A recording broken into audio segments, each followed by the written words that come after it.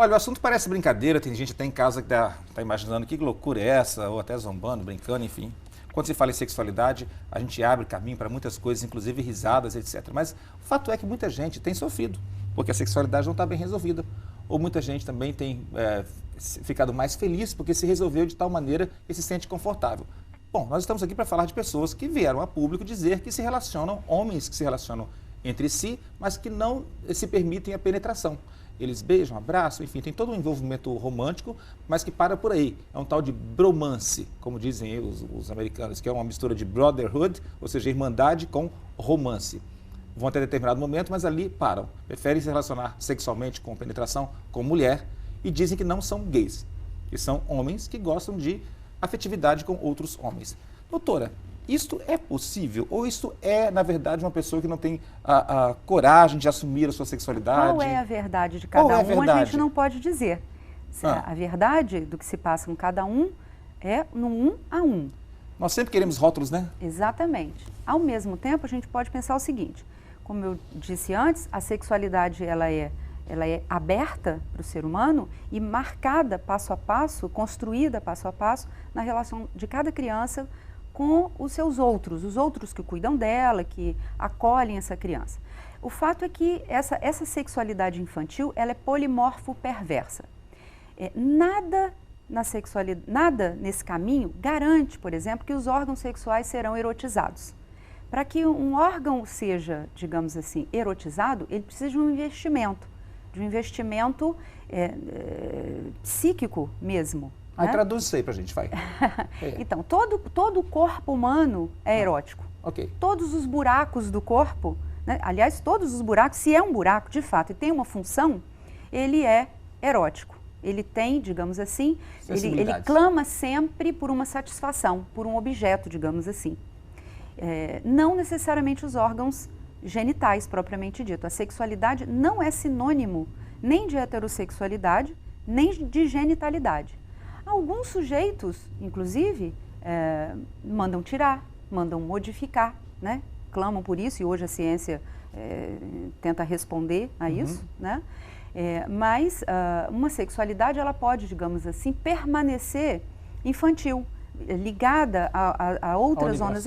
E a dita sexualidade adulta, ela é completamente recheada, digamos assim, marcada pela sexualidade infantil. A sexualidade, ela é infantil por excelência, né?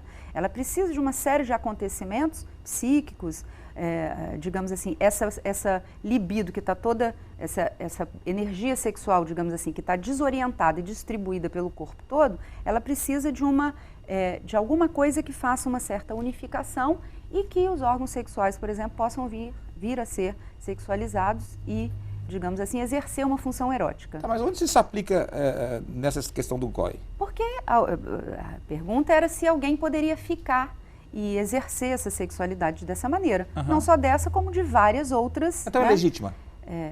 O que é legítimo e o que não é.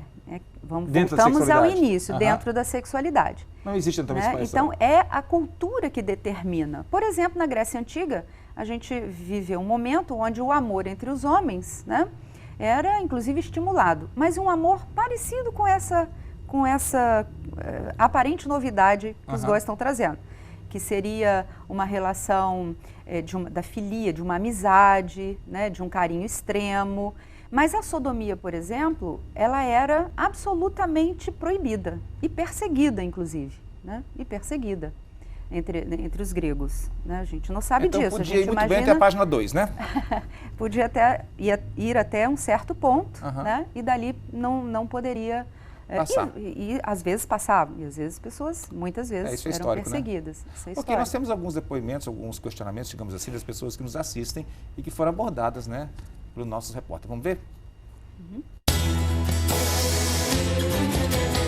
Essa bandeira que vocês acabaram de ver representa o GOI e o que predomina é o azul, justamente para confirmar o gênero masculino. A gente cresce aprendendo que azul é menino e rosa é menina.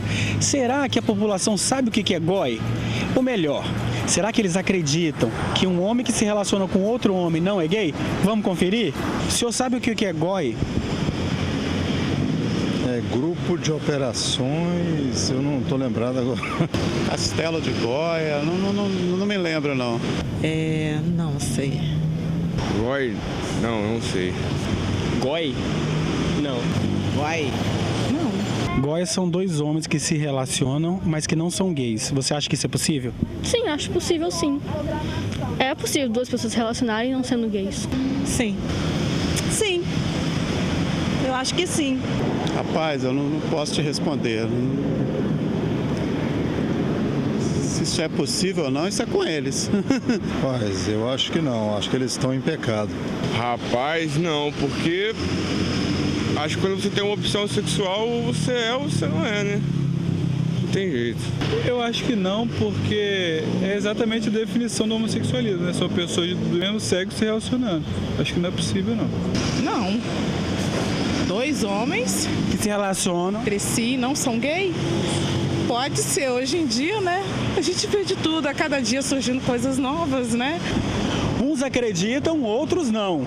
Mas agora, vamos ouvir a opinião de quem representa o público GLBT. O que eu penso sobre o GOIA, né? Eu acho que, primeira coisa, a gente tem que pontuar que as pessoas têm uma preocupação exagerada em rotular as demais. Eu acho que essa preocupação em classificar o outro, né? Em rotular, seja em qual aspecto for, nesse caso nós estamos falando da diversidade sexual, do aspecto sexual, é algo preocupante, desnecessário, né? Porque se cada um cuidasse da sua vida, inclusive no aspecto sexual, sem essa preocupação em rotular, seria maravilhoso, né? Nós temos grandes problemas na sociedade e a homofobia, por exemplo, é algo presente por conta disso, dessa preocupação em rotular, em olhar para o outro. Então, sinceramente, eu não vejo polêmica, não vejo problema em um grupo de pessoas se denominar, ainda que praticantes do sexo sem penetração, ou seja lá de que forma que eles se relacionam sexualmente, eu não vejo problema algum das pessoas se colocarem de tal forma.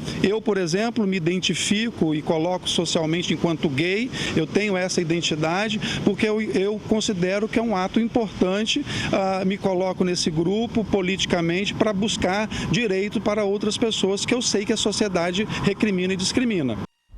Bom, em síntese, o que ele disse aí, cada um na sua, na verdade, e olhar menos para a cerca do lado de lá, né? Olhar mais para o cercadinho seu do que do outro. Bom, doutora, agora para de ir para os comerciais e eu volto já já. E eu quero que a senhora fale um pouquinho sobre esses depoimentos que as pessoas deixaram aqui, esses seus questionamentos também, pode ser? Ok. Então tá bom, voltamos já já.